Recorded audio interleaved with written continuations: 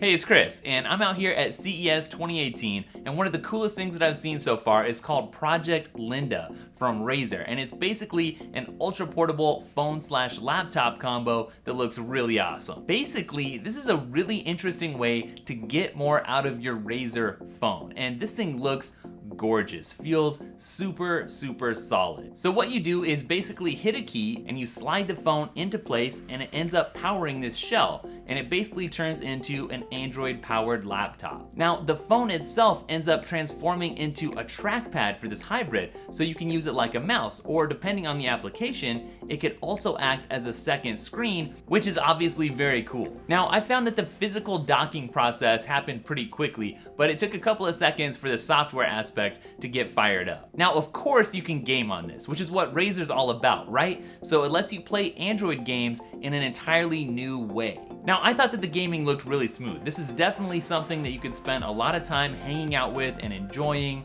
There was no lag or hiccups, nothing that you wouldn't want to see. Now, if you remember when the Razer phone launched, a lot of people were like, why do we even need a gaming phone? Or several people were like, what makes this so gamey versus just a regular phone? Well, this, my friends, is the type of accessory that takes the whole concept of a gaming phone to an entirely different level. And it's the kind of accessory that really helps set them apart from other phones and gaming on other phones. Now, if you want to, you can plug in a mouse, which is great for more precision controls, and it kind of gives you a more traditional gaming laptop feel. Now, aside from this really cool concept, one thing that totally blew me away about Project Linda was the sound coming out of this setup. Even on the crazy CES floor, I was really able to hear, really hear, the sound coming out of this setup, which was awesome. I mean, trust me, it is really loud out there. Now, gaming stuff aside, I could legitimately see this being a useful work setup as long as you don't have to do anything crazy like video editing. If you keep it light, if you're just doing emails and some web surfing, stuff like that, communications,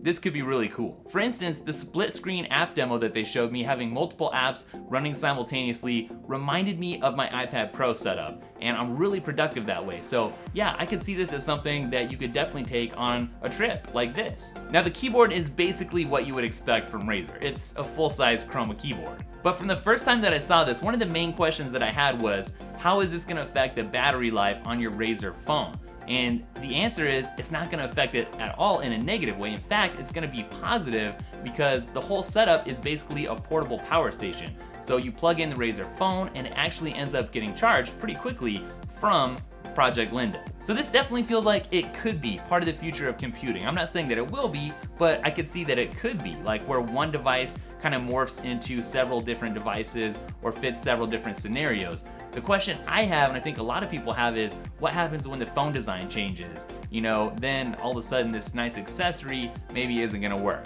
but maybe that's something you don't have to worry about if you don't upgrade until every couple years. I don't know. So at this stage, right now at CES, Project Linda is just a concept. It's a working concept. The hardware and the software all seems to work really well, really flawlessly, like it's pretty much ready to go, but it's not gonna be on sale. In fact, they haven't announced anything like a price or anything because you can't buy it.